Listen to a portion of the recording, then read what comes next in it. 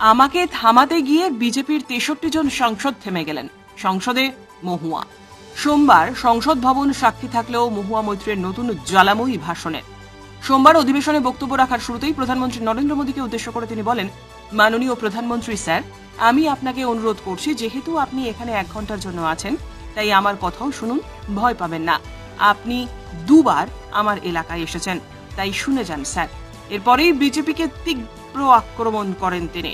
শেষবার যখন আমি এখানে দাঁড়িয়েছিলাম, তখন আমাকে মুখ খুলতে দেওয়া হয়নি, কিন্তু শুধুমাত্র একজন সাংসদের কণ্ঠরোধ করতে গিয়ে শাসক দলকে ভারী মূল্য চোকাতে হয়েছে। তারা আমায় চুপ করাতে চেয়েছিল, কিন্তু মানুষ বিজেপির 63 জন সদস্যকে চুপ করিয়ে দিয়েছে। ব্যাপক উল্লাসে ফেটে পড়ে বিরোধী সাংসদেরা। তারা টেবিল চাপড়ে সমর্থন করেন মহুয়াকে। তিনি আরো বলেন, বিজেপি সংসদে সংখ্যালঘু। তিনি জোর দিয়েছেন, বিজেপির সংখ্যালঘু হয়ে যাওয়ার কারণে তাদের সরকার স্থিতিশীল নয় এবং শরিকদের ওপর এই নির্ভরশীলতা, ফলে সরকার যে কোনো দিন ভেঙে যেতে পারে।